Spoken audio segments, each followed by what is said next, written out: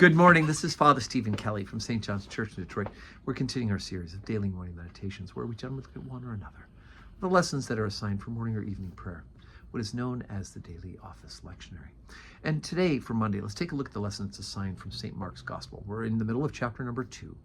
Jesus has already begun to do things to rile up the Pharisees, like eating and drinking with sinners and tax collectors. And so the Pharisees have now got Jesus on their radar, and they're looking for trouble with him. Mark chapter 2, beginning at verse 23. And it came to pass that he went through the cornfields on the Sabbath day, and his disciples began, as they were, to pluck the ears of corn. And the disciples said unto him, Behold, why do they on the Sabbath day that which is not lawful?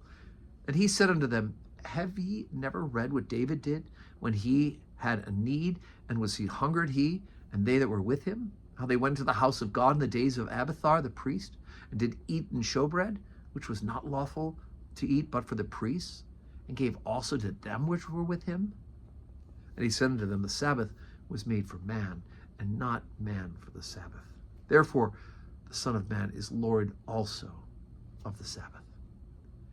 And he entered again into the synagogue, and there was a man there with a withered hand, and they watched him, whether he would heal on the Sabbath day, that they might accuse him. And he saith unto the man which had the withered hand, Stand forth. And he saith unto him, Is it lawful to do good on the Sabbath day, or to do evil? To save life, or to kill? But they held their peace. And when he had looked around on them with anger, being grieved for the hardness of their hearts, he saith unto the man, Stretch forth thine hand.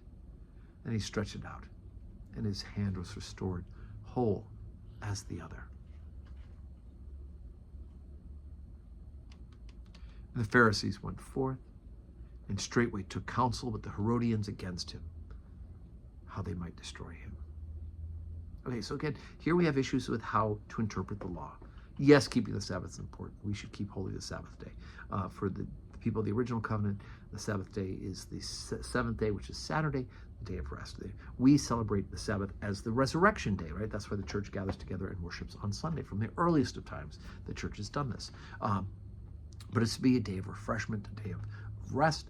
And the problem is that the first original covenant people in that time, and even in this time, if you follow those who are strict observers of the original covenant Mosaic laws, they've added layer upon layer upon layer about how you're supposed to keep the Sabbath, and how you can make exceptions, and how you can do this and how you can do that. Jesus is cutting through all of that. He says, man was not made, the Sabbath was made for man, and not man for the Sabbath, right?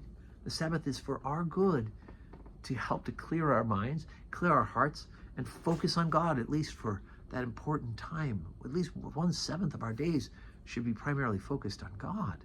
Right? We should also be in conversation with him all the other days, but we're giving it, dedicated that portion, right? But you guys are just, you say to the Pharisees, you've lost sight of the big picture. You lost sight of the forest from the trees. You're looking for all these little excuses. This man is injured, right? He's something wrong with his hand. This is doing good. It's always good to do good on the Sabbath, and they're using it as an excuse to accuse him. He gets together with the Herodians, those who are in league with Herod, who is the, many would say, the illegitimate king of that region. The Romans have propped him up. They're looking for a way to destroy him because he is a threat to their interpretation of the law. All right, so as we said, today's Monday, 12:15 Holy Communion today, 4 o'clock evening prayer. Worship with us. Come here, receive the Blessed Sacrament at Mass, or join us online, pray with us. Either way, let's make sure we are praying today and praying for each other. And may God grant us a Monday that's full of blessings.